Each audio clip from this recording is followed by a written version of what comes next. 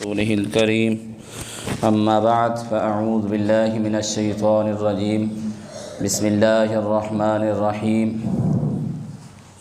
11ویں پارے میں اللہ تبارک و تعالیٰ نے 3 صورتوں کا ذکر کیا ہے۔ سورہ توبہ کا ایک آخری حصہ، سورہ یونس اور سورہ ہود کا آغاز۔ تو گزشتہ درس میں سورہ توبہ کے حوالے سے گفتگو ہوئی، تو آج سورہ یونس کے حوالے سے گفتگو کرتے ہیں۔ سورہ یونس نبی علیہ السلام پر ہجرت سے کچھ عرصہ پہلے یہ سورہ مبارکہ نازل ہوئی۔ سورہ یونس کا موضوع کفار مکہ کے عقائد و نظریات اور ان کا رد اللہ تبارک و تعالیٰ نے کیا ہے۔ کفار مکہ کا یہ عقیدہ تھا کہ نبی علیہ السلام کو اللہ کا رسول، اللہ کا بھیجا ہوا نہیں مانتے تھے، یعنی کہ رسالت کا وہ انکار کرتے تھے، اور اس کے لیے طرح طرح کے وہ باتیں کرتے تھے۔ نبی علیہ السلام کو کبھی وہ جادوگر کہتے تھے، کبھی نبی علیہ السلام کو دیوانہ کہہ دیتے، کبھی نبی علیہ السلام کو یہ کہتے کہ اس نے فلاں سے یہ سیکھا ہے، اور پھر ہمیں کہتا ہے کہ یہ مجھے اللہ بیان کرتے ہیں۔ تو یہ اعتراض نبی علیہ السلام پر کفار مکہ کرتے، اور نبی علیہ السلام کے رسول اور نبی ہونے کا انکار کرتے تھے۔ اللہ نے اس کا جواب دیا۔ دوسرا ان کا عقیدہ، وہ توحید کا انکار کرنے والے، بتوں کی پوجا کرنے والے، اللہ تبارک و تعالیٰ کے ساتھ ساتھ وہ بزرگ ہستیاں انہوں نے خود بت بنائے اور ان کو نفع نقصان کا مالک سمجھنا شروع کر دیا، عبادت کے لائق، نظر و نیاز کے لائق سمجھتے تھے۔ اللہ تبارک و تعالیٰ نے اس کا رد فرمایا۔ تیسرا ان کا بڑا عقیدہ یہ تھا کہ وہ آخرت کا انکار کرتے تھے، آخرت کے وہ منکر تھے۔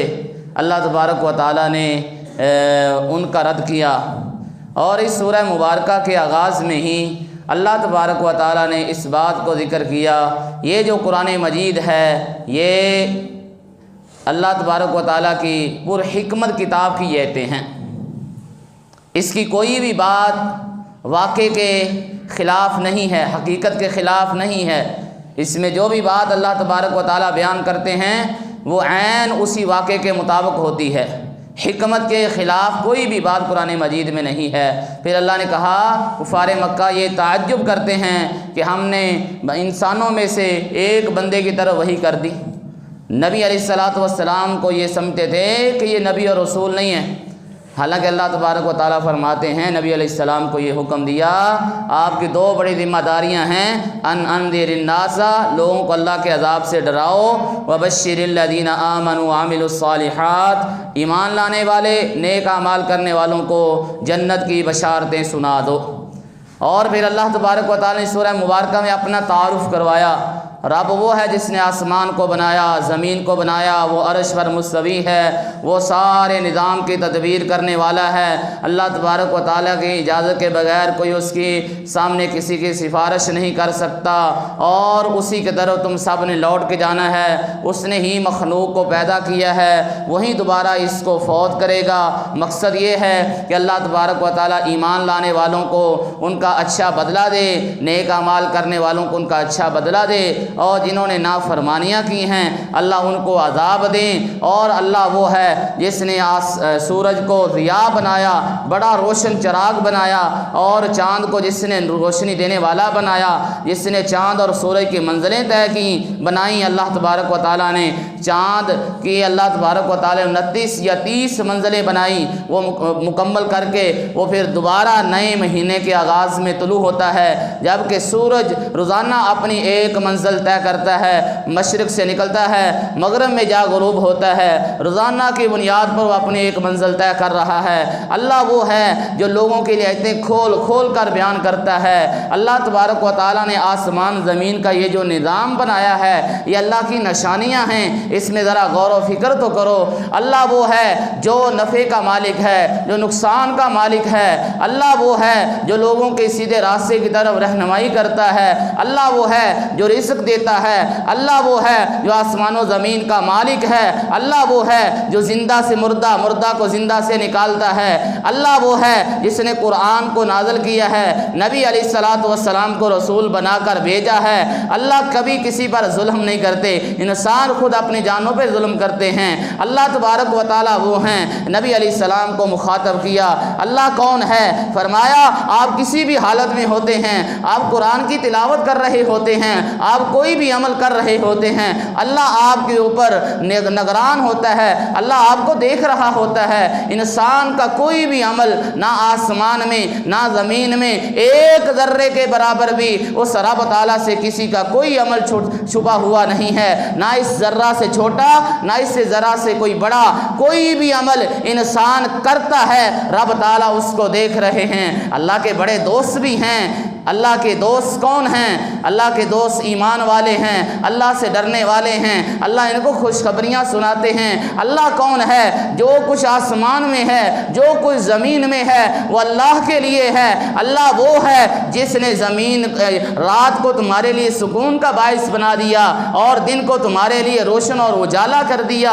اور پھر یہ لوگ کہتے ہیں کہ اللہ کی اولاد ہیں، اللہ تو غنی ہیں، اللہ آسمان زمین کے مالک ہیں۔ اللہ تبارک و تعالیٰ تو وہ ہیں جو اپنے نبیوں کی مدد کرتا ہے، اپنے رسولوں کی اللہ رب العالمین ان کی نصرت فرماتا ہے، ان کو دشمن سے بچاتا ہے، اور نبیوں کے دشمنوں کو اللہ تبارک و تعالیٰ نیست و نابود کر دیتے ہیں۔ اللہ وہ ہے جس نے حضرت موسیٰ علیہ السلام کی رب تعالیٰ نے پرورش فرمائی۔ جس دور میں فرعون بچوں کو قتل کرتا تھا، اللہ نے موسیٰ علیہ السلام کی پرورش اسی کے گھر میں کروا دی۔ اللہ وہ ہے جس نے بنی اسرائیل کو بچا دیا۔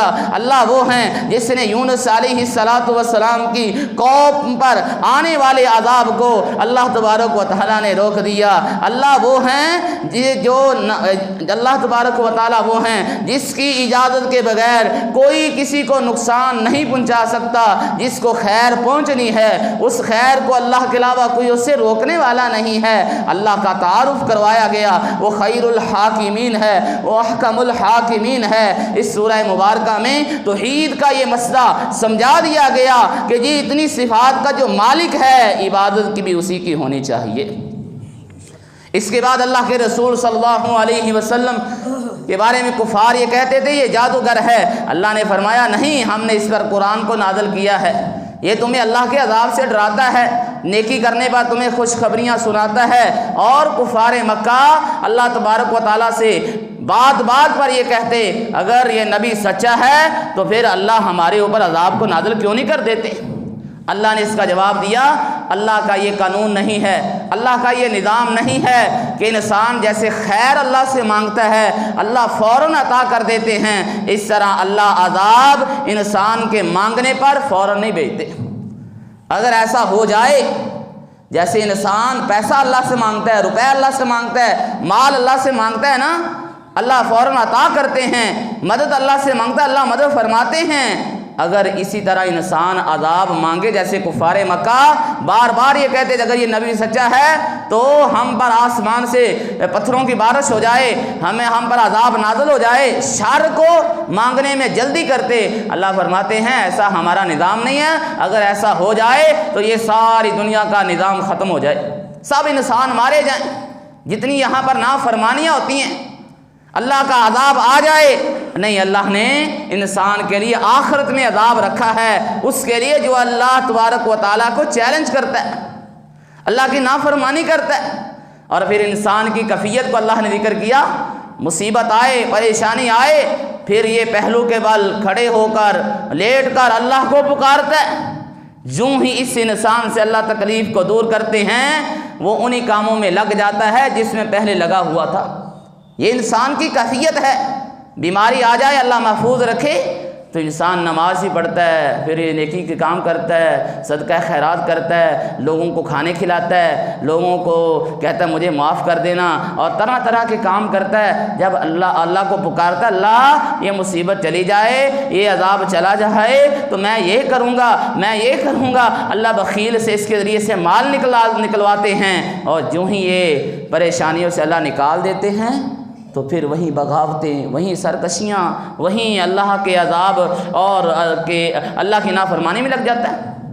پھر اللہ تبارک و تعالیٰ نے کفار مکہ یہ سمجھتے ہیں یہ جو بت ہے نا یہ نفع کے مالک ہیں، نقصان پہنچا سکتے ہیں، جیسے کہ ہمارے بعض احباب کا یہ عقیدہ اور نظریہ ہے کہ بزرگوں کی بات نہ مانی تو یہ نقصان کر دیں گے۔ یہ نظریہ باطل نظریہ ہے، یہ کفار مکہ کا یہ نظریہ تھا۔ اللہ تبارک و تعالیٰ نے اس کا رد فرمایا، اور اللہ نے اس سورہ مبارکہ میں ایک بات یہ بھی ذکر کی ہے، کفار مکہ مصیبت آنے پر، عذاب میں مبتلا ہو جانے پر وہ خالص اللہ کو پکارتے تھے۔ یہ اس کشتیوں میں سفر کرتے تھے، جب کشتی پھنس جاتی، عذاب آنے لگتا، دعوا اللہ مخلصین لہ الدین، خالص اللہ کو پکارتے۔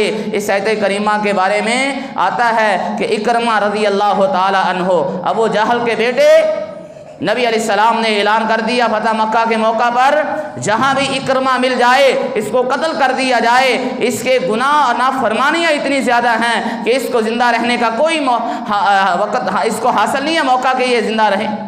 تو نکلے، کشتی میں سوار ہوئے، عذاب اللہ کی طرف سے آ گیا۔ کشتی کا ملح کہتا ہے محمد صلی اللہ علیہ وسلم کے رب کو پکارو، آج وہی تمہیں بلائے، وہ یہاں سے عذاب سے نجات دے گا۔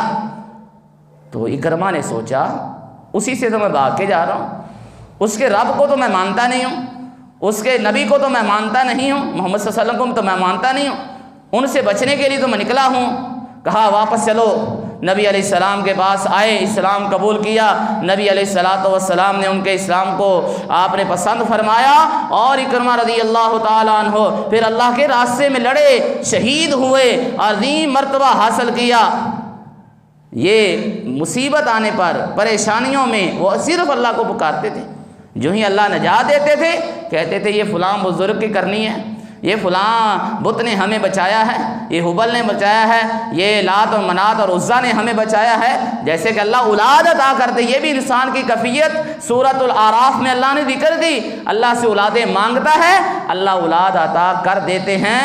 جب اولاد مل جاتی ہے تو فرماتا ہے کہ یہ تو لال شہباز نے دیا ہے، یہ تو غریب نواز نے دیا ہے، یہ تو فرید الدین نے دیا ہے، یہ تو علی اجویری نے دیا ہے، یہ تو فلاں بزرگ کی ہم پر مہربانی ہو گئی ہے۔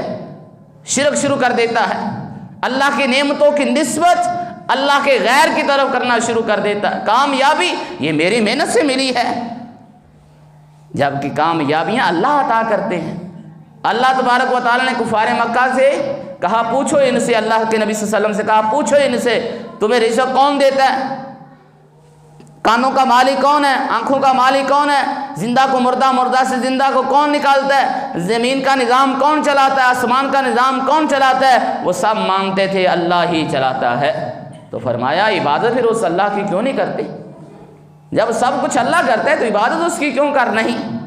پھر اللہ تبارک و تعالیٰ نے اس سورہ مبارکہ کے آخر میں ایک بڑی عظیم و شان آیت کریمہ نازل فرمائی۔ قرآن کی ہر آیت بڑی اہم ہے، وقت نہیں ہوتا کہ ہم اس پوری سورت، پورے سپارے کا خلاصہ بیان کریں، چند مضامین ہی بیان کرتے ہیں۔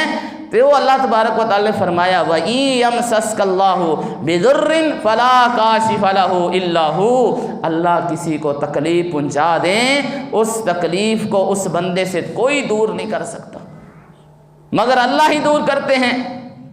کوئی بھی نقصان ہونا ہے وہ اللہ کی طرف سے ہے، کوئی دوسرا کسی کا نقصان نہیں کر سکتا، اللہ کے اذن سے یہ کام ہوتا ہے۔